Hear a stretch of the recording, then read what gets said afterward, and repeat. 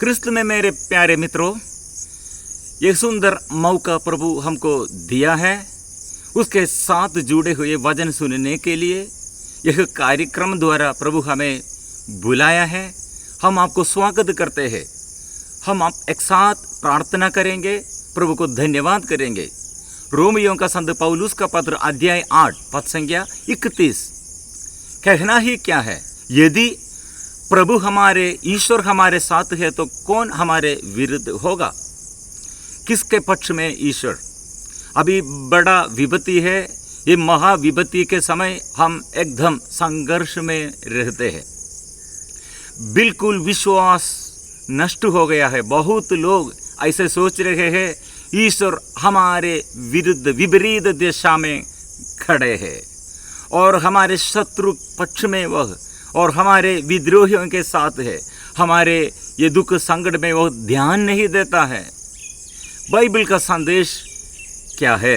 वचन संख्या 32 में फिर हम आगे बढ़ते हैं। उसने अपने निजी पुत्र को भी नहीं बचाया, उसने हम सबों के लिए उसे समर्पित कर दिया। तो इतना देने के बाद क्या वह हमें सब कुछ नहीं देगा? मतलब प्रभु सब कुछ दे दिया है। वो हमारे लिए सब कुछ समर्पण किया है और खुले हाथ दिया है और सूली पर अपने दोनों हाथ फैला कर रखा है। इसका अर्थ क्या है? वो हमारे लिए सब कुछ दे दिया है। इसलिए यह हम स्वीकृति करना, यह हमारा काम है, यह हमारा उत्तरदायित्व है। यह सब कुछ दे दिया है, फिर क्यों हम उदास रहते हैं? क्यों हम चिल्लाते हैं? क्यों हम विश्वास नष्ट करते हैं? हमारे ये सवाल हम ये जवाब नहीं देता है ऐसे शिकायत करते हैं। बाइबल में फिर हम आगे पढ़ते हैं, जिन्हें ईश्वर ने चुना है उन पर कौन अभियोग लगा सकेगा? जिन्हें ईश्वर ने दोष मुक्त कर दिया है उन्हें कौन दोषी ठहराएगा? क्या ईसा मसीह ऐसा करेंगे? वह तो मर गए बल्कि जी उड़े और ईश्वर के दाहिने विराजमान होकर हमारे लिए प्रार्थना करते रहते हैं। यहाँ वचन क्या समर्थन किया है, क्या प्रमाणित किया है, ये वचन का अर्थ क्या है, कैसे हम यह समझते हैं?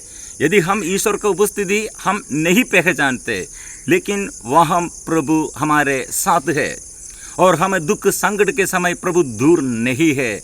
हम हमारे आंख से नहीं देखते, लेकिन प्रभु हमें सदा देखते हैं। उसका उपस्थिति सदा हमारे साथ है। हम आदिम कलीसिया के लोगों के जीवन में यह उदाहरण हम समझते हैं, क्योंकि कितने अत्याचार, कितने बड़े विपत्ति, यही समय अत्याचार के समय शिष्य लोग हताश नहीं होते हैं, भटक नहीं होते हैं। वह खून बहाकर शहीद होकर प्रभु का साक्षी बनने का शक्ति प्राप्त हो गया है। अत्याचार के समय शिथिल नहीं है, दृढ़ बना रहे हैं और प्रबल हो गया है। स्तेफानुस के मृत्यु के समय क्या हो गया है? स्तेफानुस वो मरने के समय अत्याचारी और अविवेकी लोग क्या कर रहे हैं? वहाँ स्तेफानोस खड़े हैं, अत्याचारी अत्याचार करते हैं, वह दांत पीसते रहे हैं, उस पर पत्थर मारते रहे हैं। यहाँ स्तेफानोस स्वर्ग की ओर दृष्टि की ओर ईश्वर की महिमा को तथा ईश्वर के दाहिने विराजमान ईसा को देखा है। इसलिए वचन 35 में हम पढ़ते हैं, कौन हमको मसीह के प्रेम से वंचित कर सकता है? क्या विपत्ति या संकट, क्या अत्याचार, भूख, नग्नता, जोखिम या तलवार? इतना दृढ़ विश्वास से पौलुस ने यह वचन समर्थन किया है। ईश्वर का प्रेम के बारे में कितना दृढ़ प्रेम है, कितना अगाध प्रेम है, वह समर्थन करते हैं। यहाँ यह प्यार हमारा अपना प्यार यीशु की ओर नहीं है, यीशु की प्यार हमारे ओर से, शिष्य लोगों की ओर से, स्तेफानुस की ओर से। क्योंकि यहाँ स्तेफानुस अत्याचार सहते हैं, पौलुस अत्याचार करते हैं। वह हम यीशु खड़े हैं, स्तेफानुस यीशु को देखते हैं, अत्याचारी यीशु को नहीं देखता है। बाद में बदल गया है। बाद में पौलुस अत्याचार सहते हैं, लोग उसे सताते हैं, वहाँ यीशु को पौलुस देखता है। यीशु को देखते हुए अत्याचार सहते हैं। इसलिए अत्याचार के बीच में पौलुस यह अनुभव किया है। वही अनुभव पहले स्तेफानुस को हत्या करने के समय स्तेफानुस ये अनुभव पाया है। इसलिए ये पौलुस के जीवन में एकदम बदल गया है। वो पहले अत्याचारी था, अन्याय करते थे, लेकिन वो अत्याचार के समय स्वर्ग से आवाज वो सुनी है, साऊल साऊल तुम मुझे क्यों अत्याचार करते हैं। जो अत्याचार सहते हैं और जो अत्याचार करते हैं मसीह का प्रेम वंचित नहीं कर सकते हैं। अत्याचारियों को और जो अत्याचार सहते हैं सदा प्रभु साथ है, उसका उपस्थिति हमसे अलग नहीं है। इसलिए जो यीशु नाम में जीवन बिताते हैं, वो जो यीशु नाम में और यीशु नाम में अपना जीवन समर्पण करते हैं, उसके साथ यीशु है। फिर वचन में हम आगे बढ़ते हैं। जैसा कि धर्म ग्रंथ में लिखा है, तेरे कारण दिन भर हमारा वध किया जाता है, वध होने वाली भेड़ों में हमारी गिनती हुई है, किंतु इन सब बातों पर हम उन्हीं के द्वारा सहज ही विजय प्राप्त करता है जिन्होंने हमें प्यार किया है। यह है हमारी हिम्मत।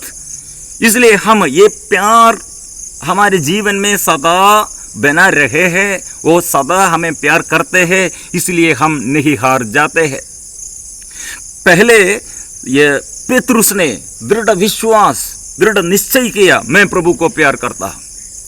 यीशु ने कहा तुम ये मुर्गे बांग देने से पहले 3 बार मुझे अस्वीकार करे।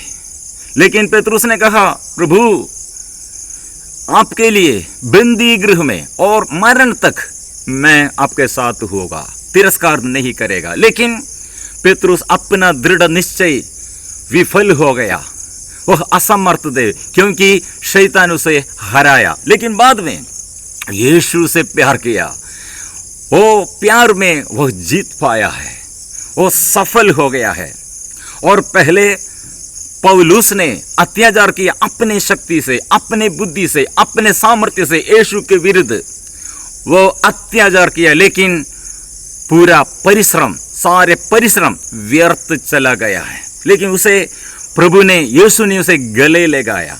ये अत्याचारी को प्रभु ने गले लगाया है और फिर यीशु का प्यार वह जीत पाया है, सफल हो गया है। इसलिए ये पौलुस ने ये गवाही देता है, माता के गर्भ में से मुझे वह अलग कर दिया है, मुझे चुन लिया है। यीशु पापियों के लिए, पापियों को बचाने के लिए आया है, ये सच बात है। मैं इसमें सर्वप्रथम हूँ, मैं उससे कृपा मिल गया है, मैं कृपा पात्र हूँ। लेकिन अनजाने में अत्याचार किया, लेकिन यीशु मुझे प्यार किया है। इसलिए वचन में फिर हम आगे बढ़ते हैं। रोमियो 8:38 मुझे दृढ़ विश्वास है कि ना तो मरण या जीवन, ना स्वर्गदूत या नरकदूत, ना वर्तमान या भविष्य, ना आकाश या पाताल की कोई शक्ति और ना समस्त सृष्टि में कोई या कुछ हमें ईश्वर के उस प्रेम से वंचित कर सकता है जो हमें हमारे प्रभु ईसा मसीह द्वारा मिला है। इसलिए मेरे मित्रों, आइए, हमारे प्रभु सदा हमारे साथ है, मृत्यु के बाद भी हमारे साथ प्रभु है, क्योंकि हम आनंद जीवन प्राप्त करने के लिए कायीन अपने भाई हाबिल को हत्या किया है। कहाँ दे ईश्वर ने आया है, कायीन से कहा है हाबिल का रक्त मिट्टी में गिरकर अभी रोते हैं, मेरे कान में सुन रहे हैं। मृत्यु के बाद भी हम ईश्वर के साथ है, आनंद जीवन का संतान है हम। इसलिए हम आइए, दुख संकट के समय प्रभु हमारे विरुद्ध नहीं है, वो हमारे साथ है, वो हमारे निकट है, वो करीब है। इसलिए हम ये प्यार का साधना करें, ये प्यार का अनुभव करें, एक साथ वो अनुभव करें, वो ग्रहण करें। सबको जय यीशु। मेरे प्रभु मेरे